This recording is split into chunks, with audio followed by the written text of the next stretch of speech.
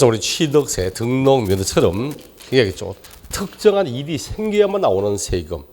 특정한 일이 생길 때만 내는 세금은 그 일이 발생할 때 냅니다. 취득세는 취득할 때, 등록세는 등기 등록할 때, 상속세는 돌아가셨을 때, 증여세는 증여 생겼을 때 이러면 되는 거야. 그럼 등록세는 언제 한다? 등록세는 등기 등록하는 때 하죠. 등기 등록하는 때.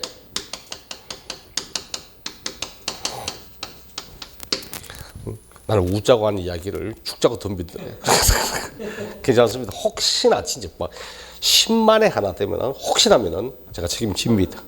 네가 어떻게 위에 올라가서라도 내가 특별 강의를 해서라도 하기 시킬 테니까 너무 걱정하지 마시고. 우리 엄마도 걱정 안 하는데 왜 등기 등록하는 때 성립한다. 이렇게 성립하면 언제 확정된다? 요거는 등기 등록하기 전까지죠. 하기 전까지. 자, 등기 등록하기 전까지 신고한다. 신고하고 신고한 세금을 납부하여 소멸된다. 이렇게 하는 거죠. 지금 여러분 지금 뭐 하고 있어? 각 조세의 부가징수도 함께 하고 있습니다. 등록세는 언제 성립하는가? 등기 등록을 하고자 할 때 성립합니다. 언제 확정되는가? 하기 전까지 신고한다. 반드시 등기 등록하고자 할 때 성립하며 하기 전까지는 신고 납부한다. 이렇게 하는 거죠. 며칠 안에 신고 납부한다. 이런 것 없이 등록세는 등기 등록을 하고자 한다면 하기 전까지 신고하고 납부하여야 한다. 이렇게 할 거고, 재산세는 재산세, 종합부동산세 둘 다 공통적으로 언제 성립한다? 재산세, 종합부동산세 과세 기준일 매달 며칠? 6월 1일, 6월 1일. 종합부동산세도 과세기를 6월 1일. 우리 법에는 종합부동산세 뭐라는 줄 압니까?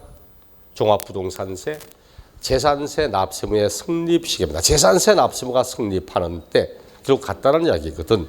이렇게 하고 재산세는 언제까지 과세처가 세금을 결정하잖아. 딱 결정하여서 딱 결정하면 확정됩니다.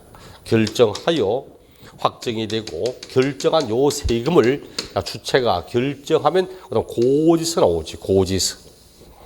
결정한 세금을 고지서를 보내잖아. 고지기한 안에 세금을 납부하면 소멸되죠. 그렇죠. 이렇게 과세기 6월 1일에 성립하고 성립한 세금을 딱 결정하여 확정. 결정한 세금을 고지서 보내면 납부. 고지서 언제? 재산세 납부기한 언제죠? 재산세 납부기한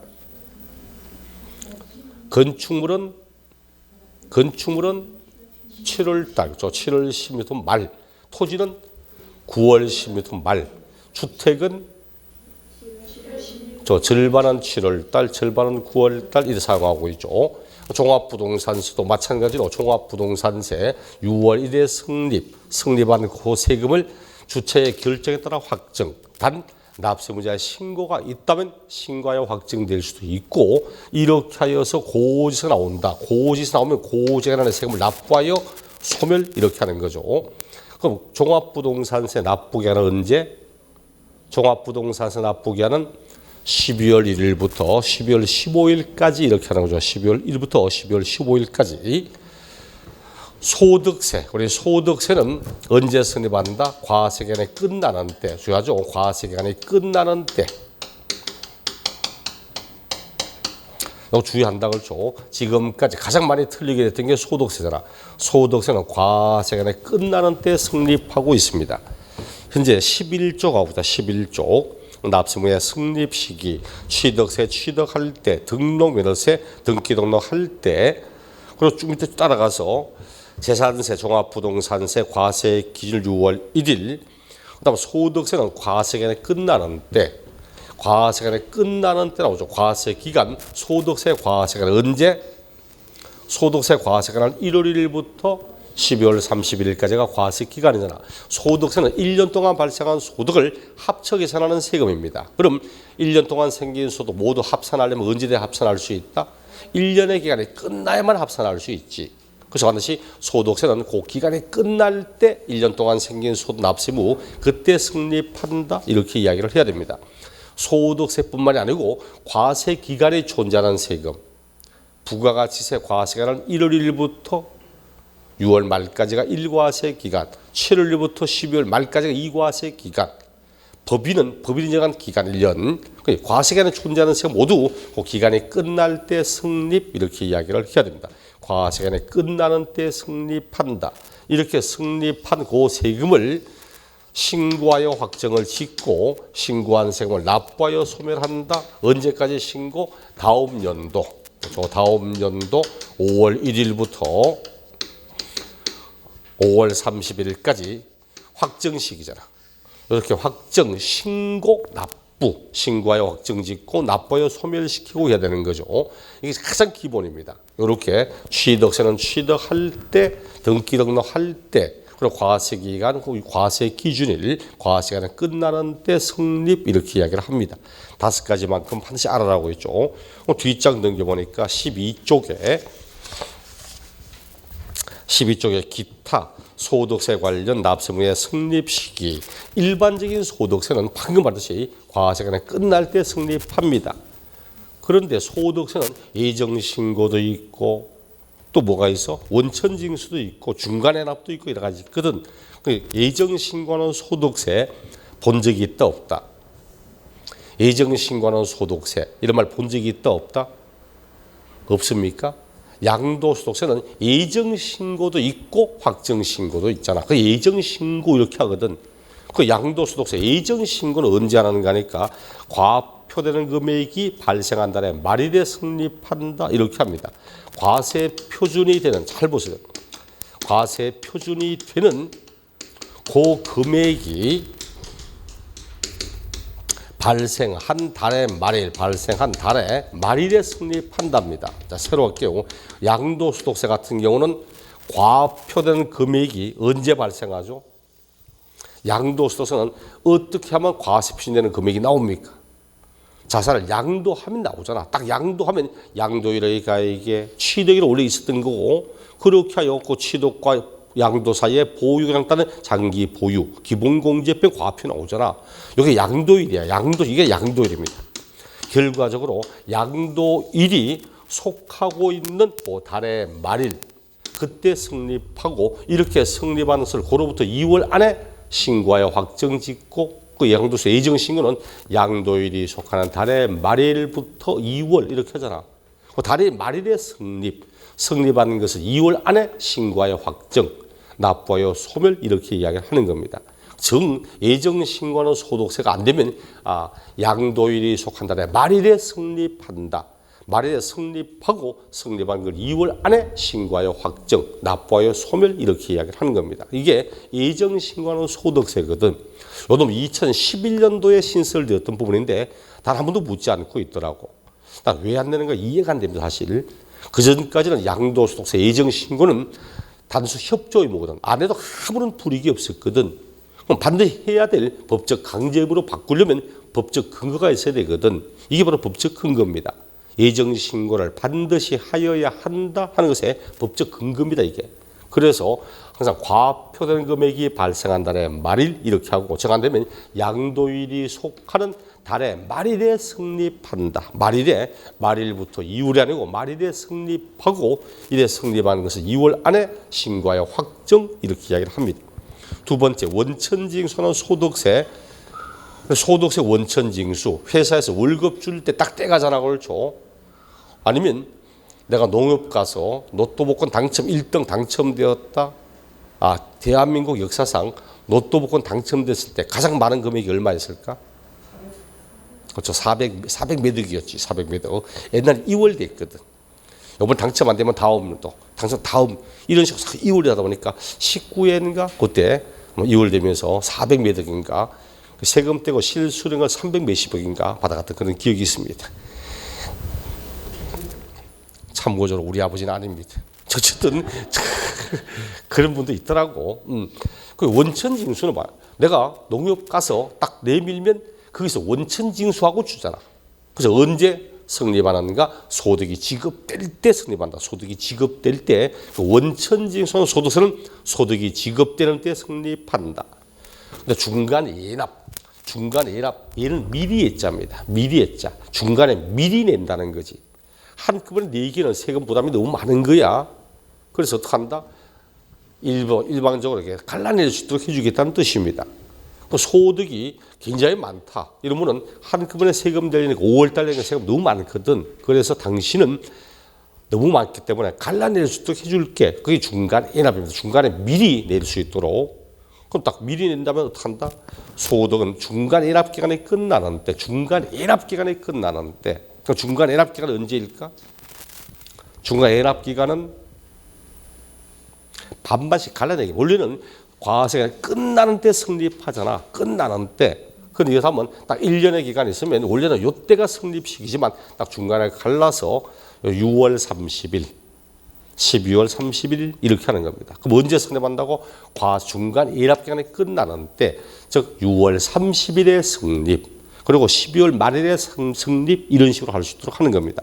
중간에 나온 소득세는 중간 인합기간이 끝나는 때 성립한다. 이렇게 말하고 앞에 저 소득세가 나오고 법인세가 나오면 지방소득세는 반드시 따라 나온다고. 부가세는 아니지만 성격상 부가세와 거의 같기 때문에 지방소득세는 소득세 납세부가 성립할 때 함께 성립하고 이렇게 이야기를 합니다.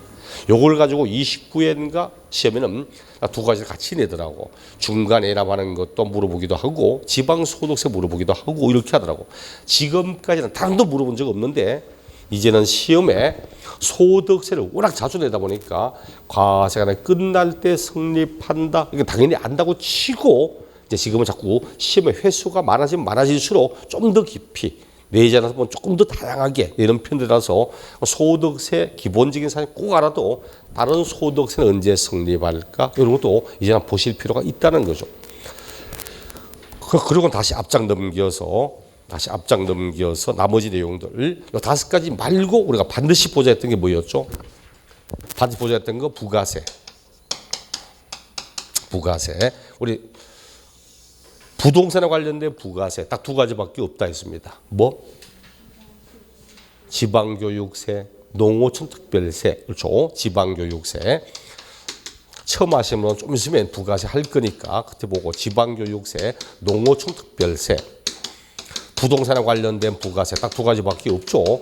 이 부가세는 언제 성립한다? 부가세는 반드시 본세가 나올 때만 함께 나오지 혼자서는 절대 나올 수 없는 세금이잖아. 그래서 부가세는 반드시 본세가 성립할 때 함께 성립하죠. 본세가 성립하는 때 또는 과세 표준이 되는 조세가 성립하는 때 함께 성립한다 이렇게 합니다. 본세가 성립할 때 함께 성립 이렇게 하는 거죠. 그럼 지방교육세는 어느 세금제에 나오더라?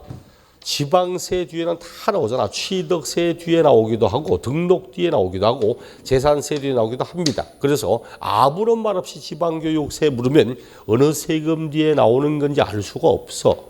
그러나 본세가 성립할 때 말하고 대신 앞에 있는 본세를 찍어놓고 취득세에 부과되는 지방교육세는 이래 부르면 취득세 과세 물건을 취득할 때 재산세에 부과되는 지방교육세 물으면 과세 기준 1 이렇게 표현하고 그거 없이 그냥 지방교육세 농특세 물으면 본세가 성립할 때 이렇게 말하죠.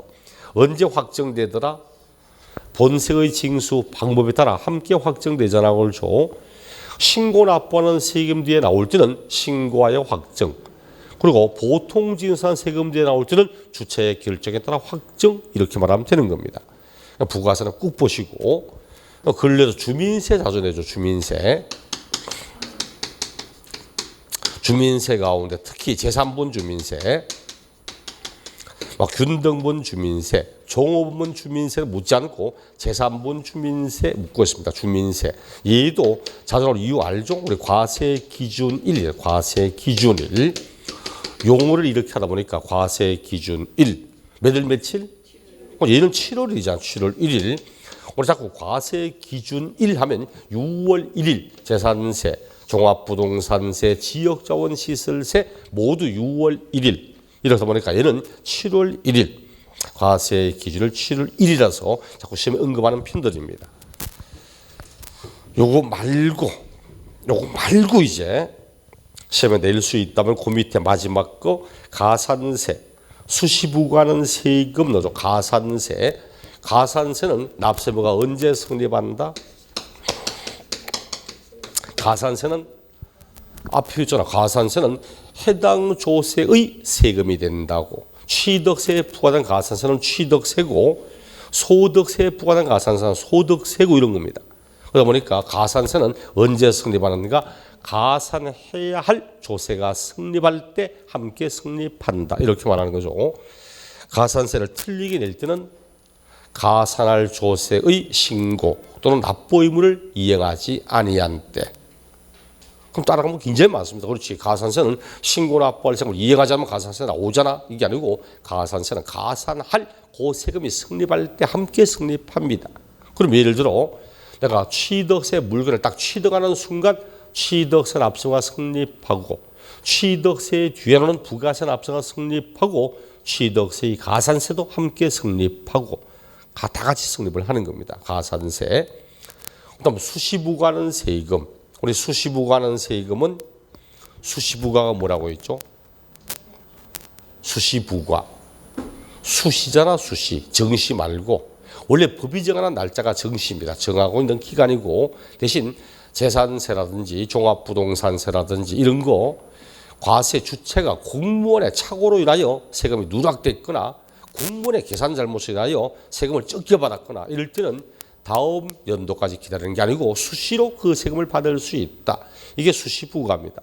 수시부과는 수시부과할 사유가 발생하면 그때 성립한다. 이렇게 수시부과할 사유가 발생하는 때 이렇게 이야기하죠. 요 정도 가지고 냅니다. 요 정도 가지고 뭐 굳이 하나 더 한다면 뭐 인지세는 과세 문서를 작성할 때 성립하고 이런 것도 있지만 보통은 이런 정도 가지고 문제를 내는 편들입니다. 그리고 모든 걸 다 알아낼 필요는 없거든. 그렇죠. 어차피 오지선다인데 서너 개만 알아도 웬만하면 찾을 수 있거든. 다 하려고 노력하지는 말고 요 정도 선. 가장 기본되는 세금 5개, 취득, 등록, 재산, 종합부동산세, 소득세, 그리고 부가세, 주민세, 가산세 이런 정도만 해도 충분합니다. 그 다음 뒷장을 넘겨서 확정시기, 그 중간에 문제 나오죠. 29회 문제, 가장 최근 나왔던 성립시기 문제라서 29회 때 문제. 올바른 거 찾아라. 재산분 주민세 매년 7월 1일. 오케이. 맞잖아. 그렇죠. 과세 기준일 7월 1일이거든. 그럼 정답 1번. 그럼 2번에 양도소득, 지방소득세 문제. 지방소득세 매년 3월 31일 이러면 안 되죠. 항상 소득세는 아무런 말 없이 물으면 과세기간이 끝나는 때. 그리고 지방소득세도 소득세 납세가 성립할 때 함께 성립하잖아. 함께. 그럼 똑같이 3월 30일이 아니고 똑같이 그냥 소득세 납세가 성립할 때 이렇게 말하는 겁니다. 3번 재산세에 부과되는 지방교육세 봐요. 지방교육세는 부가세인데 재산세에 부과되는 지방교육세니까 재산세가 6월 1일 성립하잖아. 얘도 매년 6월 1일 이렇게 말을 해야 되는 거지. 4번 중간에 받는 소득세 매년 3월 31일 이러면 안 죠. 중간 일합이기 때문에 중간 일합 기간이 끝나는 때 하니까 6월 31일, 6월 30일 해야지. 그래서 뭐 5번 자동차세까지는 필요 없고 정답은 1번 이런 내용이었습니다. 하지만 밑에 몰라도 어차피 1번, 2번, 3번, 4번 다 아는 거고 특히 재산세, 주민세만 알아도 문제 푼다 아무 지장 없잖아. 그렇죠. 그러니까 모든 걸 다 알 필요는 없어. 적어도 서너 개만 알아도 나머지는 뭐 풀 수 있으니까. 확정 시기는 이미 했습니다. 확정 시기는 신고 납부하는 세금은 납세부자가 신고하면 확정된다. 보통징수하는 세금은 주체가 결정하면 확정된다 했고 단 예외적으로 1번에 신고 의무를 이행하지 않았다면 본인이 하지 않으면 주체의 결정에 따라 확정될 수도 있고 밑에 주의 종합부동산세 이미 했죠. 종합부동산세는 원칙은 정부가 과표와 세금을 결정하여 확정됨이 원칙이지만 단 납세문제가 신고가 있다면 정부의 결정은 없던 걸로 하고 신고하여 확정. 그 밑에 주의 성립과 확정이 동일한 경우 성립함과 동시에 아무런 절차 없이 확정되는 것, 성립 시기와 확정 시기가 동시에 이루어지는 것, 그러니까 인지세라든지 원천징수하는 소득세 이런 내용들은 성립과 동시에 확정됩니다. 왜 시차가 존재하지 않습니다. 우리가 구청에 가서 뭘 하려고 해도 인지사 한다면 인지대 얼마입니다. 인지에서 달라고. 그럼 돈 내면 그 자리에서 딱 찍어서 수입인지에 가름함 딱 찍어 주자는 걸 줘. 성립함과 동시에 확정돼 버립니다. 확정된과 동시에 소멸돼 버립니다. 뭐 이런 식으로 이루어진다죠. 참고적으로 보시면 될 거고. 그다음 소멸시기, 납세모가 소멸되는 것. 첫째, 납부하면 소멸되죠. 납부하면 소멸된다. 1번 납부. 2번 8조 어떻게 하면 소멸된다? 13조 소멸되는 거. 두 번째, 충당하는 때. 그렇죠. 충당하는 때. 충당이 뭐라고 했죠? 관원의 것이 환급금으로 충당하거나 공매 등으로 충당하거나 이런 걸 했습니다.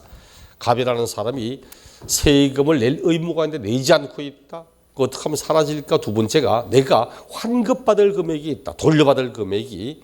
환급받을 금액이 있을 때 이들이 순순하게 그냥 일반적으로 쉽게 환급 안 한다고 했죠. 환급할 때는 이 양반이 세금 내지 않은 게 없는가 다 확인해 봅니다. 다 확인한 다음 세금 20만 원 내지 않은 게 있네. 그럼 나에게 환급하여야 할 고돈 가운데 20만 원에 충당시키고 나머지를 환급 돌려준다는 이야기. 그럼 결국은 내가 내지 않았던 세금은 집정된 건 아니지만 돌려받을 세금으로 충당됨으로 사라졌다 이런 의미고, 또 공매처분을 하여서 고돈으로 충당시킬 수도 있다는 의미고, 그게 이제 충당입니다. 세 번째, 부가처분의 취소였죠. 부가처분의 취소. 이건 어떤 의미라 했죠? 부가처분의 취소. 말 그대로 행정기관에 세금을 내라고 부과하였던 행정적 처분을 그들 스스로 취소함으로써 내라고 했던 세금은 사라졌다 이런 뜻이었습니다. 이건 잘못 부과된 세금이라 했죠. 절차상의 하자가 생겼든지 등등. 그러나요, 내라고 했던 세금 취소할게요 하는 순간 내놨던 세금은 사라졌다 이런 의미고, 하지만 시험은 4번, 5번 요거 낸다 했죠. 그 밑에는 보니까 우리 28회 시험 때 소멸되는 거 모두 몇 개냐 하니까 기억, 납부, 또 충당, 오케이. 그 다음 니은, 소멸시효 완성, 오케이. 니을, 제척간의 만료, 오케이. 그 세 가지밖에 없잖아요. 요거 빼고 이제 또 한 가지 한다면 부가처분의 취소, 이래 가면 이제 소멸되는 행동이 다 나온 겁니다.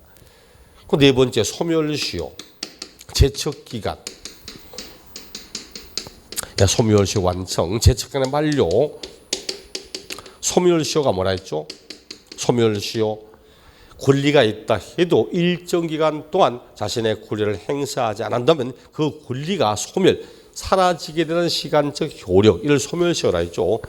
권리가 있어도 자기 권리를 행사하지 않는다면 누가 보아도 이 사람은 이 권리를 행사하려는 생각이 전혀 없구나, 이런 생각이 들면 법도 그 권리를 인정하지 않습니다. 이게 소멸시효였잖아. 제척 기간도 요 기간 동안 당신의 권리를 행사하지 않으면 당신의 권리는 배제가 된다, 배척이 된다. 이게 제척 기간이었습니다. 시험에 소멸시효와 제척 기간을 당신이 구분할 줄 알고 있는가, 이런 것까지는 아닐 거고, 나중에 가서 혹시나 소멸시효, 제척 기간을 조금 더 연장적인 내용으로 한번 보긴 할 겁니다. 하지만 기본적으로는 몇 년인가를 알면 돼. 소멸시효 몇 년 했죠? 소멸시효 몇 년? 원칙은 5년. 뒷장 넘겨서 14쪽에.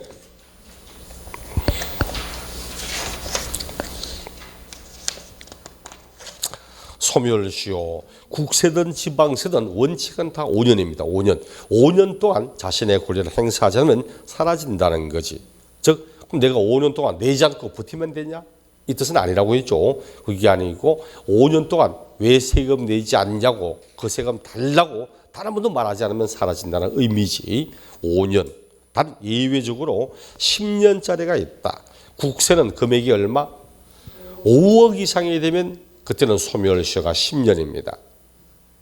지방세는 원래 새로 신설해서 지방세는 세금이 5천만 원 이상 되면 그때는 10년입니다. 소멸시효 원칙은 5년, 원칙은 국세, 지방세 구분 없이 5년, 예외적으로 10년. 요 10년이 국세는 세액이 5억 이상, 지방세는 세액이 5천만 원 이상. 5천만 원 이상, 이렇게 되면 10년 사용하고 있습니다. 문제는 국세의 5억이라는 것도 몇 해 전에 신설됐는데 아직까지 단 한 번 말아본 적이 없어.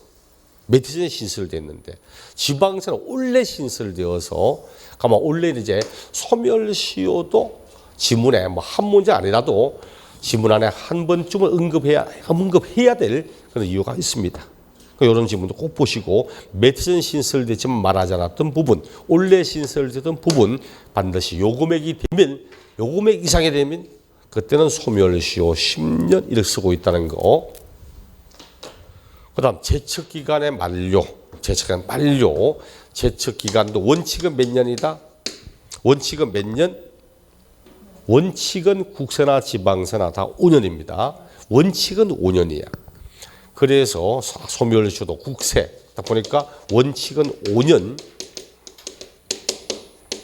우리 법에는 뭐 5년을 원칙이라 말하지 않습니다. 국세 보니까 우리 교재에 밑에 7년도 있고 10년도 있죠. 그러니까 국세에서는 법은 이렇게 돼서 이런 경우는 7년, 이런 경우는 10년, 그리고 그 외의 경우는 5년. 근데 결국 원칙은 5년이고 위에 7년과 10년이 특수한 경우지. 원칙은 5년. 예외적으로 7년짜리도 있고 10년짜리도 있다. 7년짜리는 뭐랍니까? 7년짜리는 뭐래요? 어떤 경우? 그렇죠. 과세표 신고서를 제출하지 아니한 경우, 신고서 미제출. 신고서를 제출한다. 양도소득세 딱 양도하면 과세표 신고서를 제출해야 됩니다. 근데 과세표 신고 제출하지 않았을 때 신고서 미제출. 세 글자로 줄은 뭐라고 한다?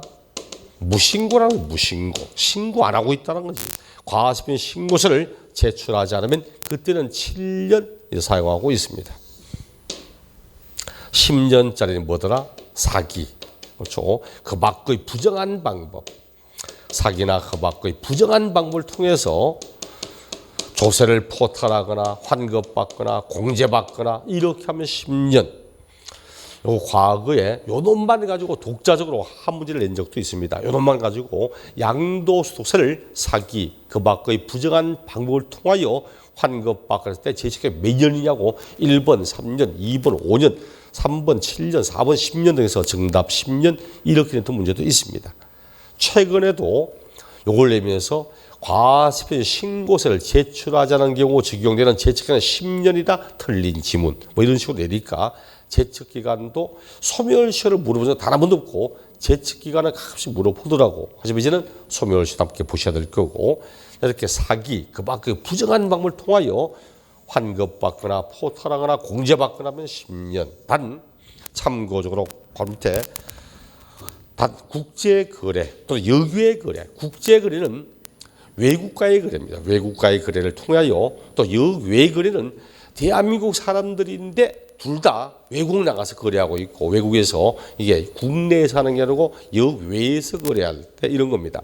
이런 국제거래, 여외 거래를 통하여 사기, 그 밖의 부정한 방법을 통하여 세금을 줄이거나 하면 그때는 15년 이렇게 사용하고 있습니다. 괄호 안에 보이죠? 괄호 안에 참고입니다. 상속 정여세는 상속과 정여세는 원칙이 10년, 원칙이 10년, 예외가 15년. 요래 쓰고 있다. 참고. 반드시 알아야 해서 원칙은 5년, 신고서 미제출 7년, 부정한 방법 10년 이렇게 사용하고 있습니다. 다 지방세. 지방세도 거의 비슷해. 지방세도 뭐 빡세 보듯이 원칙은 몇 년? 원칙은 5년. 하지만 예외적으로 똑같아 봐요. 기본적으로 7년도 있고 10년도 있다. 똑같습니다. 7년 미제출, 신고서 미제출.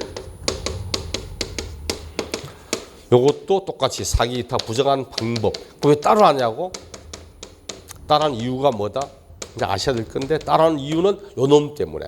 원칙은 신고서를 과표 신고 제출 안 하면 7년인데 단 예외적으로 10년짜리가 있다는 거지. 똑같이 과세표준 신고서를 제출하지 않았음에도 불구하고 10년을 사용하는 것이 있다. 10년. 거기에 박스를 보듯이 밑에 지방세 과세표준 신고서 미제출 원칙은 7년인데 예외적으로 10년. 첫째, 1번만 아시면 된다 했죠. 2번까지는 몰라도 1번 밑줄 쫙 커서 상속과 정려를 원인으로 취득한 경우 상속과 정려를 원인으로 취득했다. 상속세, 정려세를 말합니까? 상속세, 정려세 말합니까? 아니잖아. 지금 지방세하고 있잖아. 지방세. 상속 저기서 위에 했잖아. 이미 국세할 때. 요거는 뭐냐니까 지방세입니다. 그래서 내가 매매로 부동산을 취득했다. 매매로 부동산을 취득했는데 취득세를 신고하지 않고 있다. 그럼 7년입니다. 근데 상속받고 정려받아 부동산 취득했는데 취득세를 신고하지 않고 있다. 그때는 10년이라는 이야기지. 대표적으로 취득세라고 생각하시면 됩니다. 매매 등으로 취득했는데 신고 안 하면 7년.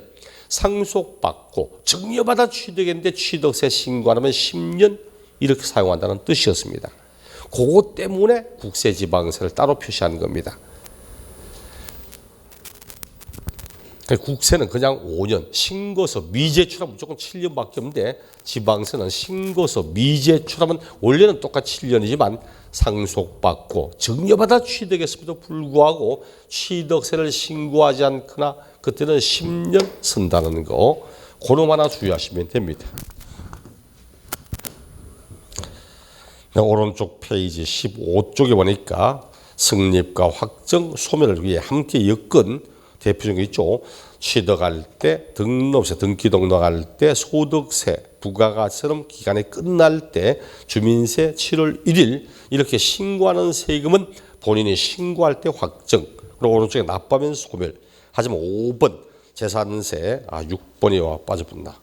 5번 재산세, 종합부동산세, 지역자원시설세, 상속세, 정려세 공통점이 뭐다? 5번, 7번, 8번 공통점. 그 재산을 보고 부과하는 세금이잖아. 재산을 보고 하는 세금이잖아. 보통 징수하는 세금들이잖아. 재산 자체를 보고 부과하는 세금들. 이런 세금들은 주체의 결정에 따라 확정 이렇게 하는 거고, 그다음 가산세, 부가세, 가산세 언제 성립하고 부가세 언제 성립하는가. 그 얘들은 또 가산할 조세가 성립할 때 함께 성립하지. 부가세도 본세가 성립할 때 함께 확정되지. 함께 성립하지. 확정도 앞에 있는 본세와 함께 확정 이렇게 하는 겁니다. 그걸 통해서 대표적인 성립 시기, 대표적 확정 시기 함께 보시라는 의미로 같이 정리해놨고, 밑에 조세 체납에 따른 공매 처분 시 조세 채권, 일반 채권 간의 관계, 이것도 생각보다 종종 언급한다고 그러죠. 종종 12회까지는 단 한 번도 묻지 않다가 12회 시험 때 딱 한 번 나오다가 그럼 또 묻지 않다가 19회인가 20회간에 한 번 나오다가 최근 들어서는 또 한두 번 계속 내고 있더라고. 조세 채권과 일반 채권 간의 관계, 자 조세 채권 그리고 일반 채권 이들 사이의 관계 이야기했죠. 갑이라는 사람이 조세를 체납했다. 체납해서 체납된 세금을 받으려고 뭐 하죠? 세금을 내지 않고 있다. 그럼 체납된 세금 받으려고 뭐 합니까? 그 사람의 재산을 압류하잖아. 그렇죠. 압류합니다. 압류하여서 압류한 다음 압류한 재산을 공매처분하잖아. 공매처분. 그렇게 하여서 경락가액이 나오면 이 경락가액 가운데서 누가 먼저 그 돈을 받아갈 것인가 하는, 누가 먼저 이 돈을 받아갈 것인가 하는 겁니다. 그래서 원칙은 조세 채권, 일반 채권이 있다면 누가 먼저? 조세가 우선한다고 하죠. 조세가 우선한다고. 조세 우선권입니다. 하지만 동그라미 1 보니까 국가지방자치단체가, 국가지자체가 돈을 경락가액 받을 때 제일 먼저 받는 건 뭐다? 체납처분비제. 체납처분비 아시죠? 합쳐라.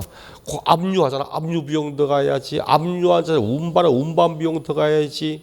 가져온 재산을 보관한 보관 비용 들어가야지. 공매처분할 때 비용 들어가지. 이렇게 하는 이 압류 등을 통한 체납 처분할 때까지 들어간 비용, 그걸 체납처분. 얘는 언제나 1등. 그다음 두 번째가 조세거든. 조세. 그다음 세 번째가 지방세는 가산금, 그리고 국세는 가산금이 없기 때문에 가산세 이렇게 하는 겁니다. 요거 가지고 과거에 딱 지문된 적도 있어. 올바른 거 찾아라. 지방자치단체가 징수할 때 그 징수금의 우선순위는 체납처분비 그리고 지방세 가산금의 순서로 집행한다. 오케이, 맞는 거. 그놈이 정답. 이런 문제 낸 적도 있습니다. 참고적으로 보시고, 요 놈이 주가 아니야. 핵심은 얘가 그 밑에 겁니다. 원칙은 조세가 우선한다. 조세는 공공성이 있고 공익성이 있기 때문에 조세 우선권.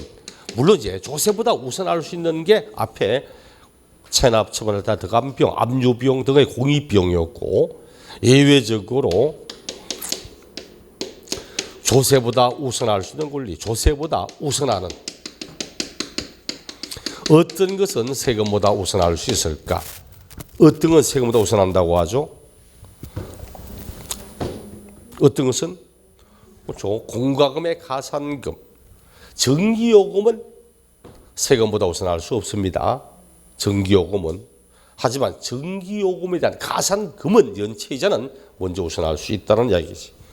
체납처분비 당연히 세금보다 우선합니다. 체납처분비가 언제나 1등. 그 다음 핵심 우리가 3, 4, 5번이잖아요. 진짜 핵심은 당연히 5번이고 3번, 4번, 5번 같은 경우 보시면 알잖아. 아무리 조세가 공공성이 있다, 공익성이 있다 해도 인간의 생존보다는 중요하지 않다고. 그래서 임금채권, 갑이라는 사람이 세금 내잖아. 이 사람이 사업자인데 자기 사업장에 일하는 종업원들에게 지불하자는 체불임금이 있다. 근데 세금부터 먼저 받고 네 돈 찾아가라. 이래 말하면 굶어 죽으라는 이야기가 똑같은 거야. 그 임금채권은 조세보다 우선할 수 있다. 세종 3개월치 임금채권, 뭐 퇴직임금 이런 것들. 그다음 주택임대차 보호법, 상가임차 보호부자 우선 변제 금액, 얘들도 세금보다 우선할 수 있다. 하지만 핵심은 5번. 아시죠 이거? 아무리 조세라도 이렇게 그랬습니다. 제가. 남의 집에 전세 들어가면서 1번 그 집에 등기부 얼굴안을 확인해 보니까 설정된 게 하나도 없네. 깔끔하네. 그러니까 1번 첫 발자국을 딱 띄었습니다. 전세권 설정 또는 뭐 저당권 설정 딱 설정 등기합니다. 딱 하면 마음이 놓인다 안 놓인다? 놓이잖아. 줘. 다음에 무슨 일이 생겨도 내가 1순위 설정권자니까 내 돈부터 먼저 받아갈 거다. 이런 마음을 가지고 마음을 놓고 있는데 2번 조세가 압류 들어왔어. 세금 내지 않아서 압류 들어오면서 조세는 공공성이 있고 공익성이 있기 때문에 내가 먼저다. 이래버리면 불안해서 살 수가 없습니다. 전세권 설정하면 뭐합니까? 저당권 설정하면 뭐해? 그래서 아무리 세금이라도 세금보다 먼저 설정되거나 확정일자를 받은 전세권, 저당권 등의 담보채권이 있다면 그때는 세금보다 예의가 우선한다. 조세보다 우선합니다. 예의가 우선한다는 것이. 그래서 5번 조세의 법정 기일, 그 이전에 설정된 전세권, 저당권 등의 담보채권은 조세보다 우선합니다. 다만 단 요 세금이 어떤 세금이다? 요 세금이 그 재산 자체를 보고 부과하는 세금, 그 재산을 보고 부과하는 세금일 때는 설정된 순서와 상관없이 먼저 설정된 전세권 등이 있어도 그때는 조세가 담보채권보다 항상 우선한다고 이야기를 합니다. 얘가 왜 뒤에 지워졌냐? 여기까지 하셔도 되지만 자 이렇게 의미 맞죠. 여기까지만 항상 아무리 세금이라도 먼저 설정된 전세권, 저당권이 있다면 그때는 전세권, 저당권이 우선한다. 단 그 세금이 그 재산 자체를 보고 받는 세금일 때는 설정 순서와 상관없이 세금이 우선한다. 그 뒷장 넘겨보니까 그 재산을 보고 부과한 세금 뭐가 있을까? 알죠? 재산 자체를 보고 부과하는 세금. 얘들이 바로 보통징수하잖아. 그렇죠? 지방세에서는 재산세, 특정 부동산에 대한 지역자원 시설세, 재산세, 부과되는 지방교육세, 그다음 종합부동산세, 상속증여세, 얘들이 바로 그 재산을 보고 부과하는 세금, 또 얘들이 보통 징수하는 세금들이잖아. 그 29회에도 또 이런 가지고 냈죠. 그럼 원래 또 오래가니까 제가 볼 때는 그만큼 확률상 많아 보이지 않습니다. 제가 볼 때는 그만큼 확률상 많아 보이지 않으니까 거기에도 뭐 이번에 보니까 그 재산을 매각할 때 매각대금을 배분할 때 그 재산에 대하여 부과된 종합부동산세는 당해 재산에 설정된 전세권에 따라 담보된 채권보다 우선한다. 맞죠? 종합부동산세는 그 재산을 보고 부과한 세금이잖아. 그러므로 그놈보다 먼저 설정되어 있던 전세권, 저당권 등이 있다고 해도 그 세금이 우선한다. 이런 의미였고 2번 취득세는 아니잖아. 5번 재산세는 맞잖아. 등등등 이런 거였습니다.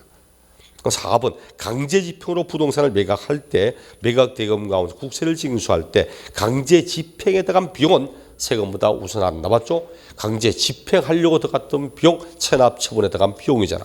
집행에 들어간 비용 이런 것들은 세금보다 우선한다. 뭐 정답은 1번이었지만 또 이렇게 내고 이런 환경이 많아 보이지 않으니까 현재 2번, 3번, 5번 지문이 모두 이겁니다. 아무리 세금이라도 등등등 요 이야기를 지금 2번, 3번, 5번에서 이야기를 하고 있거든.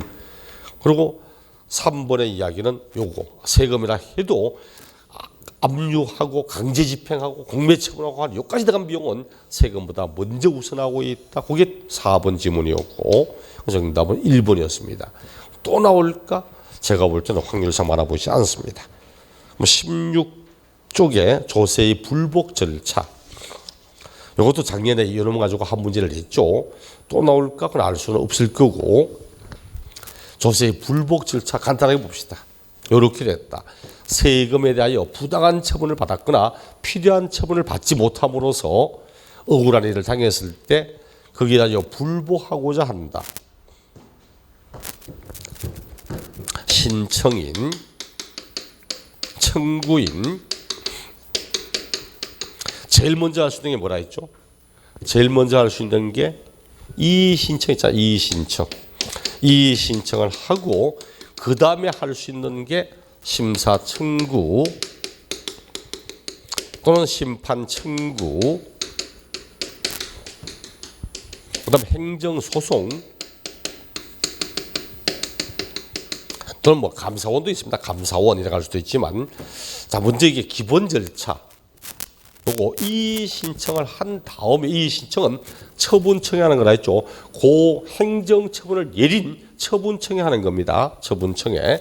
이의신청을 한다. 국세라면 어디가 된다? 국세라면 이의신청 어디 합니까? 관할세무소 또는 지방국세청. 관할세무소나 또는 경상남도 지방국세청 하는 겁니다. 지방세라면 시군구의 세금이라면 시장군수 구청장한테, 특별시 광역시 도의 세금이라면 특별시장 광역시장 도지사한테 이렇게 하는 게 이의신청입니다. 그 다음에 이제 심사청구를 할 수도 있고 심사청구는 처분청의 상급기관 그 국세라면 밑에 지방세무소 관할세무소나 지방국세청이 있다면 위에는 그냥 국세청이 하는 국세청장한테 요것도 지방세라면 기초지자체에 있다면 거기는 상급지자체 또는 행자부 장관한테 심판 청구는 외부기관입니다. 조세심판원에 합니다. 조세심판원에 이렇게 하여서 행정소송 들어갈 수 있다. 자, 절차 봅니다. 자, 문제는 여러 가지 한번 볼게요. 이 신청을 반드시 하여야 할까? 이 신청을 반드시 한 다음에 심사청구나 심판청구 해야 할까? 그렇지 않더라는 거지. 왜? 요거는 처분청이 하거든. 처분청이 하니까 나는 책임 없다. 나는 올바르게 했다. 억울하면 소송하든지. 자꾸 책임을 미루는 경우 너무 많더라니까. 이게 헛걸음하는 경우 너무 많더랍니다. 우리 법은 이 신청을 한 다음에 심사청구나 심판청구 할 수도 있지만 이 신청하지 않고 막바로 심사청구할 수도 있고 막바로 심판청구할 수도 있고 이렇게 사용을 합니다. 그럼 지금까지 기출됐던 질문 한번 봐요. 심사청구나 칠판 봅시다. 심사 청구나 심판 청구는 하려고 하면 반드시 이 신청 후 하여야 한다. 틀렸다. 정답. 이래 삼았던 지문이 있어. 그 다음 두 번째 또 칠판 봅니다. 칠판 보고 심사 청구, 심판 청구를 따로따로 할 수 있다. OX. 그렇게 할 수 없습니다. 심사 청구와 심판 청구는 둘 중에 한 개만 할 수 있습니다. 이 양반이 심사 청구했다가 심판 청구도 하고 이런 건 없어. 심사 청구한 다음에 소송 가든지 심판 청구한 다음에 소송 가든지 하는 거지. 심사 청구와 심판 청구를 둘 다 할 수 있고 안 하고 얘는 둘 중에 하나가 선택입니다. 선택하여서 심사 청구를 하든지 심판 청구 하든지 둘 중에 하나를 하는 겁니다. 1번 이 신청은 반드시 하는 게 아니고 이 신청을 할 수도 있고 하지 않고 막바로 심사나 심판할 수도 있다. 두 번째 심사와 심판은 둘 중에 하나만 할 수 있는 거지 둘 다 할 수 있는 것은 아니다. 세 번째 그럼 이런 행정기관의 행정적 절차를 거치지 않고 막바로 행정소송할 수 있을까? 막바로 행정소송할 수 있을까 하는 거지. 할 수 있다 없다.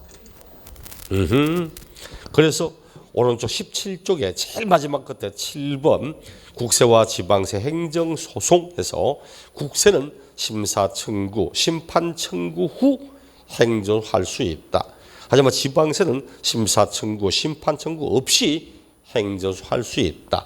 이렇게 막바로 가는 게 국세는 가능하다, 불가능하다. 국세는 가능하다, 불가능하다.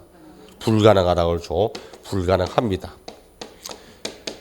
국세는 행정심판 전체주의, 행정소송을 하기 위해서는 반드시 행정기관의 행정심판을 거친 후에 할 수 있습니다. 하지만 지방세는 행정기관의 행정적 절차 없이도 막바로 가능하다는 거지. 지방세는 행정기관의 이의신청, 심사청구, 심판청구 하지 않고 막바로 행정소송 들어갈 수도 있습니다. 하지만 국세는 행정소송 하려면 행정기관의 심사청구나 심판청구를 거친 후에만 할 수 있지 이런 거 하지 않고는 막바로 행정소송 할 수 없다고 이야기를 합니다. 작년 30회 때 나왔던 지문이었습니다. 30회 시험 때 행정적 심사, 심판 거치지 않고 막바로 행정소송 할 수 있을까? 그런 지문도 낸 적이 있더라고. 이렇게 먼저 이 신청의 성격, 우리 법원 심사 청구, 심판 청구 하기 전에 이 신청 할 수 있다 이렇게 하는 것이 반드시 해야 되는 게 아니다. 둘째, 얘들 심사나 심판 둘 중에 하나만 선택할 수 있다. 셋째, 이런 거 없이 막바로 소송 가능할까? 국세는 불가능, 지방세는 가능하다. 혼자 중간중간에 절차가 나오고 있습니다. 절차가 신청기관 1번 이 신청 괄호 반드시 하는 게 아니고 심사 청구, 심판 청구 전에 할 수 있다고 이야기를 하고 국세는 지방세는 등등 어디 하는가 받고 17쪽 오른쪽 페이지에 신청기간, 결정통지기간 나오고 있죠. 잠시 후에 요 논부터 내용을 보겠습니다.